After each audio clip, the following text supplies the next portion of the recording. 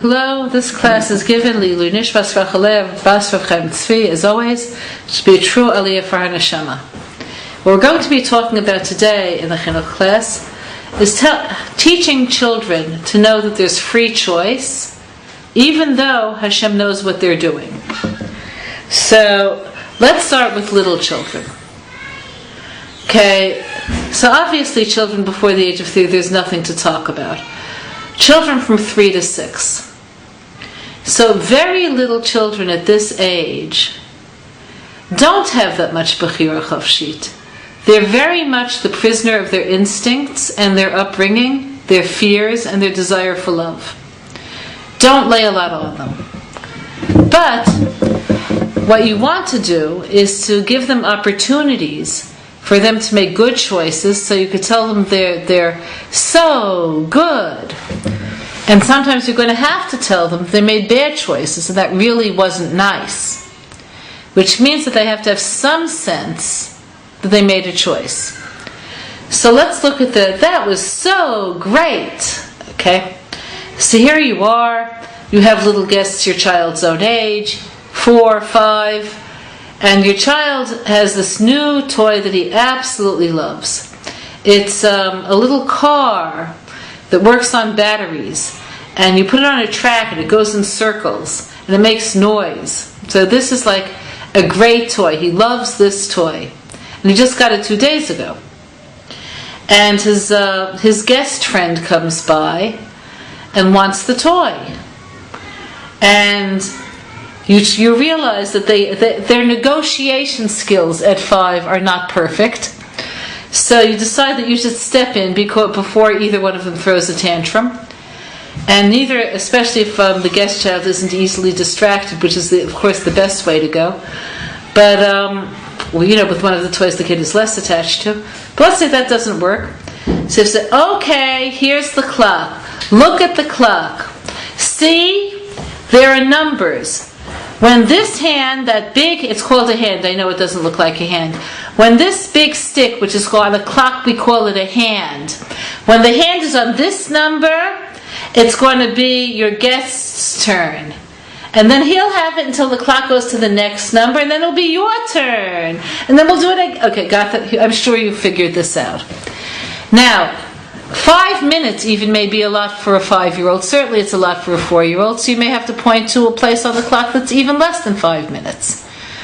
So you say, okay, now it's your turn. And you tell the guest, just wait. Just wait. Michael is having his turn now, and then it's going to be your turn. So you wait the 3 minutes or the 5 minutes, and Michael gives the toy very nicely to the guest. So you have to, Michael, what a good boy you are. That's so nice. Remember you learned about Avram Avinu and how he was so nice to his guests? Wow. I bet that's the kind of thing he would like. Okay? So that is telling your child, you may not realize you've done this, you're telling him you could have chosen not to give the toy. Then you wouldn't be like Avram Avinu. Okay, so to enforce the idea of the child's having made a choice, you would have to say, that was a good choice. Not the most subtle thing in the world, but that's how you would say it. Remember, we're talking 4 or 5. Child makes a bad choice. Okay, same scenario. 5 minutes is up. He throws his body over the train and says, no! It's mine. It's not his. It's mine. I don't want. Okay. Then you sort of pry his body loose and you say, you're right, it's your train. But, David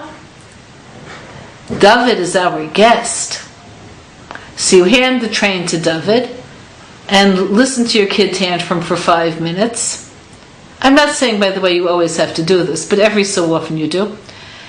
And then you take the train back from David, give him the train and say, see, you got the train?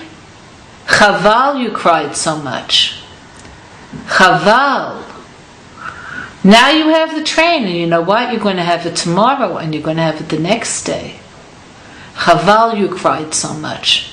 You could have given it to David for 5 minutes, then you wouldn't have cried so much. You didn't make a good choice. That was not a good choice. No. Okay? So what you're showing is that the child is that they could do this or that, and that there are consequences. At this age, this is all a child could possibly grasp on free choice.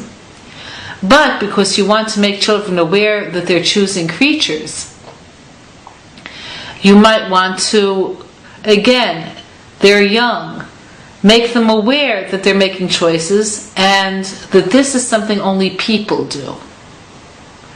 So an example of that would be telling them,